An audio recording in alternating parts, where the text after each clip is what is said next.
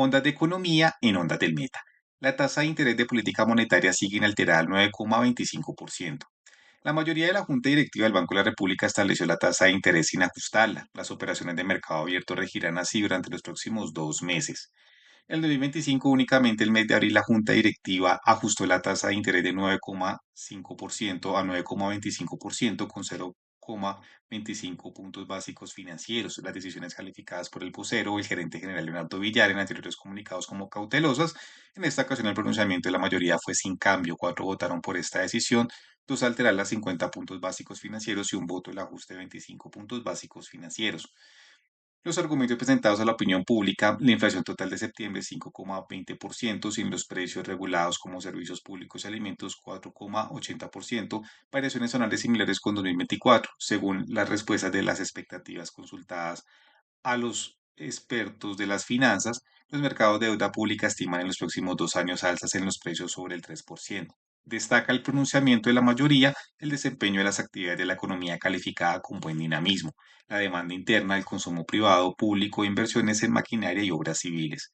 Mencionan mejores condiciones de financiamiento externo por la reducción de la tasa de interés de la Reserva Federal de los Estados Unidos. Las preocupaciones del déficit comercial continúan ampliándose, más importaciones y reducción en las exportaciones minero-energéticas. Concluye: la postura de la mayoría responde a gestionar el riesgo desde la decisión de política monetaria. La variación de precios hasta la convergencia de la inflación objetivo próxima al 3%. Por lo anterior, la tasa de interés de política monetaria con el 9,25% está ajustada con la capacidad adquisitiva de la moneda. El viceministro delegado de Hacienda, Carlos Betancur, expresó apartarse de la decisión mayoritaria. La no reducción de la tasa de interés, la intervención del Banco Central, expresa la brecha existente entre la tasa real y neutral, permite ajustar la política monetaria a la baja. Entonces, según más impulso de las actividades económicas, mantener la dinámica de la recuperación del empleo, más aún cuando el principal componente económico no depende de la minería. Por lo anterior, su postura apartada de la decisión mayoritaria. Las cuestiones presentadas preguntan por los posibles factores de riesgo en el crecimiento del consumo de los hogares en el segundo trimestre, el cual fue de 3,7%. Por su parte, la formación de capital 6,4%, la inversión física el 1,7%. El comercio creció el 5,82% en el indicador de seguimiento de agosto. Es entre los demás el impulsor de la dinámica de la economía. Decrecen las actividades como la agricultura, menos el 2,22%, de la construcción y la industria el 0,83%. El pasado 24 de octubre la gasolina aumentó aproximadamente 74 pesos y el ACPM 75 pesos, lo cual afectaría el transporte. Gerente Oscar Castañeda, Ondas del Meta. Muy buenas tardes, señor gerente, señor ministro. ¿Qué factores de riesgo tiene la economía que dependa del consumo? ¿La formación de capital e inversiones depende más del ajuste monetario, la tasa de interés? El más reciente incremento de la gasolina y de la CPM observan presiones inflacionarias y cuántos aumentos faltan para estabilizar el fondo. Muchas gracias.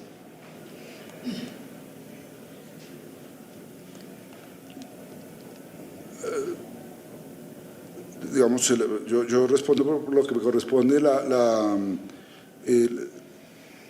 Siempre hemos dicho que los aumentos de precio de la gasolina o de la CPM son aumentos de precios y en ese sentido contablemente aumentan la inflación en el momento en que se hacen.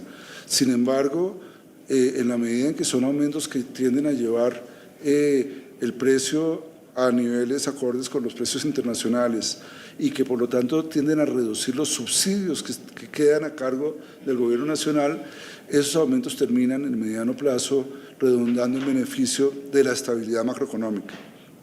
El efecto inmediato, directo, es un efecto contable, pero en la medida en que reducen la necesidad de gasto del gobierno para pagar la deuda correspondiente con el Fondo de Estabilización de Precios de los Combustibles, es algo que contribuye a la estabilidad macroeconómica y a la convergencia de la inflación hacia su meta en el mediano plazo.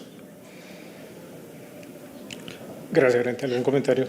Bueno, sí, un comentario adicional. Bueno, en primer que todo, recojo las palabras del señor gerente. Efectivamente, pues una subida del precio de la gasolina, pues sí tiene un impacto, pues indiscutiblemente, sobre todo en los renglones, pues ahí donde hay encadenamientos importantes de eso como insumo o como gasto. Sin embargo, en el mediano plazo, efectivamente, no solamente es absorbido, como creemos que ya pasó, como se ha demostrado efectivamente con los indicadores, de inflación total versus inflación básica, sino que además tiene esa virtud para los equilibrios macroeconómicos después. Eso, a medio de lo que hemos dicho varias veces, y es que era un subsidio que considerábamos regresivo. Entonces no vale la pena gastar, o sea, todo subsidio por supuesto tiene un costo de oportunidad, entonces en lugar de gastar en un sector que no considerábamos fundamental, se puede hacer en otros sectores que consideran más progresivos. En 2025 el subsidio a los combustibles se ha reducido de 1.7% a 0.4% del PIB. Ese 0.4% del PIB, ¿sí?, que es unos 8 billones más o menos, corresponden a lo que tiene que ver todavía con el subsidio a la CPM, porque como la CPM sí tiene un componente importante en la cadena de transporte y tiene un impacto menor, la nivelación con respecto al precio internacional ha sido deliberadamente de política por este gobierno un poco más gradual, ¿sí? Pero entonces lo importante es que ya se redujo de manera importante todo esto y que, como les digo, se hizo de una manera más gradual buscando pues unos efectos más amortiguados en el caso del ACPM. ¿Vale?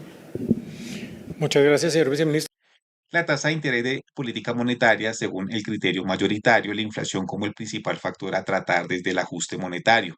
Es una decisión restrictiva, a su vez también de respaldo al peso frente a los impulsos y choques inflacionarios, los posibles aumentos del salario mínimo, el déficit fiscal y de cuenta corriente, la regulación y control de la liquidez, mientras las posibilidades de corregir la variación de precios estén próximas a la inflación objetivo de 3%, continúen la senda de la desinflación, el ajuste monetario correspondiente a la realidad económica del país. Esto es Ondas de Economía en Ondas del Meta. Desde Villavicencio, Colombia. Que estén muy bien. Esto es Ondas del Meta.